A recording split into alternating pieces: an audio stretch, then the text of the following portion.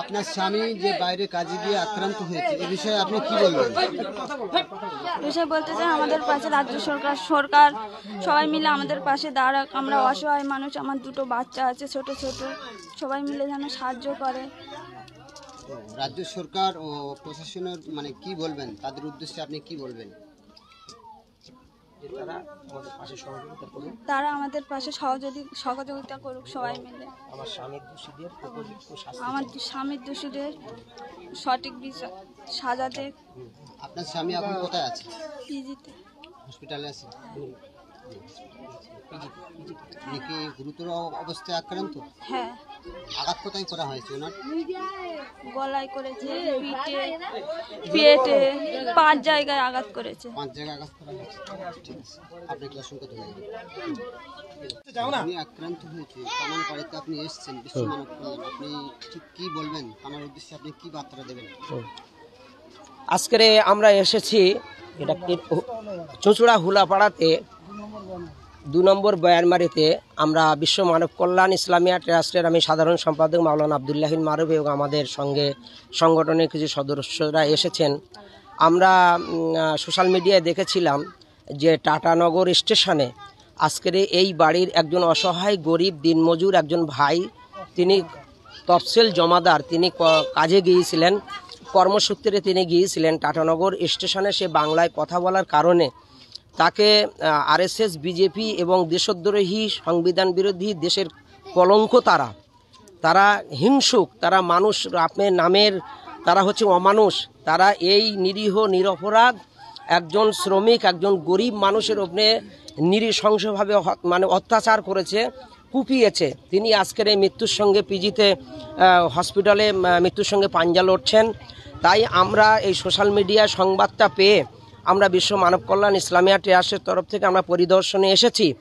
আমি দেশবাসীকে এবং রাজ্যবাসীকে এবং রাজ্য সরকারকে বলতে চাই যে অবিলম্বে এই দোষীদেরকে ধরে দৃষ্টান্তমূলকভাবে এদেরকে শাস্তি দেয়া হোক এবং এই পরিবারের উপযুক্ত ক্ষতিপূরণ দেয়া হোক এবং রাজ্য সরকারের তরফ থেকে এই পরিবারের পাশে অবিলম্বে দাঁড়িয়ে এই পরিবারকে আর্থিক সহায়তা দেয়া হোক। এটা আমরা বিশ্ব মানব কল্যাণ ইসলামিয়া ট্রাস্টের তরফ থেকে আমরা সরকারের কাছে দাবি করছি।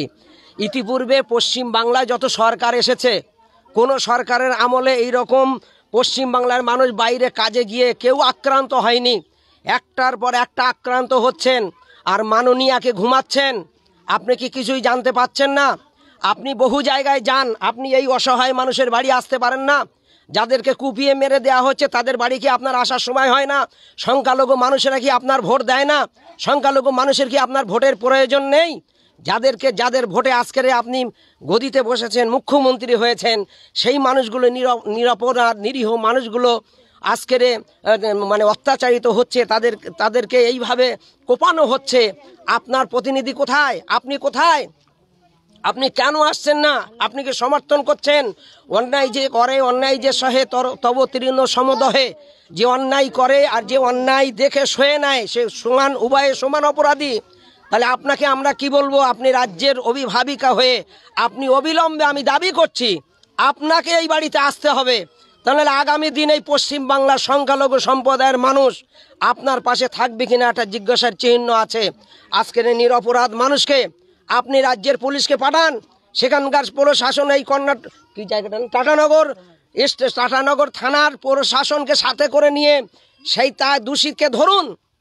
কেন ধরা যাবে না? আপনারা 24 ঘন্টার মধ্যে মাটির নিচে, যদি ভারতবর্ষের মাটির নিচে একটা অপরাধী লুকিয়ে থাকে, ভারতবর্ষের প্রশাসনের ক্ষমতা আছে সেখান থেকে তুলে বার করার। তাই আমি অবিলম্বে ওই দোষীর যাতে শাস্তি দেওয়া হয়, তাকে ধরা হয় এবং দিবালোকে তাকে ফাঁসি দেওয়া হোক। একটা নিরপরাধ মানুষকে মারছে আর রাজ্যবাসী, এটা আপনারা চুপ করে থাকবেন না। আপনারা এর বিরুদ্ধে তীব্র আন্দোলন করুন, প্রতিবাদ করুন। আপনারা যদি প্রতিবাদ না করেন, আপনারা যদি চুপ হয়ে যান, আগামী দিনে এই ভাই সাহেব কি নাম, তফসিল জমাদারকে মেরেছে, আগামী দিনে আপনাকে মারবে, আগামী দিনে আপনিও ছাড় পাবেন না। সেই জন্য করে আমি সমস্ত রাজ্যবাসীকে এবং আমার দেশবাসীর দৃষ্টি আকর্ষণ করছি, সমস্ত সামাজিক সংগঠন, সমস্ত রাজ্যের এবং দেশের শুভবুদ্ধি সম্পন্ন মানুষ এর বিরুদ্ধে আপনারা একতা ঐক্যভাবে আপনারা গর্জন করুন, আপনারা এর বিরুদ্ধে আন্দোলনে নামুন, এবং যাতে করে আগামীতে এইরকম ঘটনা না ঘটে তার জন্যে আপনারা প্রতিবাদ করুন, এবং ওই যে অপরাধী তাকে ধরে দৃষ্টান্তমূলক যাতে শাস্তি দেওয়া হয় তার অবিলম্বে তার ব্যবস্থা করা হোক। এবং রাজ্য সরকার এই ছেলেটাকে তফসিল জমাদারের যে আর্থিক ক্ষতিপূরণ রাজ্য সরকার ব্যবস্থা করুক, আর তা না হলে একটা কর্মসংস্থানের ব্যবস্থা করুক, আমরা এই দাবি রাখছি। এই পর্যন্ত বলে আমার সকল রাজ্যবাসী এবং দেশবাসীর দৃষ্টি আকর্ষণ করে অন্যায়ের বিরুদ্ধে প্রতিবাদের আবেদন জানিয়ে এখানে সংক্ষেপ করলাম। আমি আপনাদের ভাইজান মাওলানা আব্দুল্লাহিল মারুফ, বিশ্ব মানব কল্যাণ ইসলামিয়া ট্রাস্টের সাধারণ সম্পাদক, দক্ষিণ নলকোড়া, আমাদের রাজবাড়ি নলকোড়াতে বাড়ি। আমি দেখে গেলাম, আগামীতে আমরা যতটুকু পারবো ইনশাল্লাহ আবার এসে এনাদের আর্থিক সহযোগিতা ইনশাল্লাহ করে যাব। আল্লাহ যেন তৌফিক দান করেন, সকলে বলুন আমিন। আসসালামু আলাইকুম।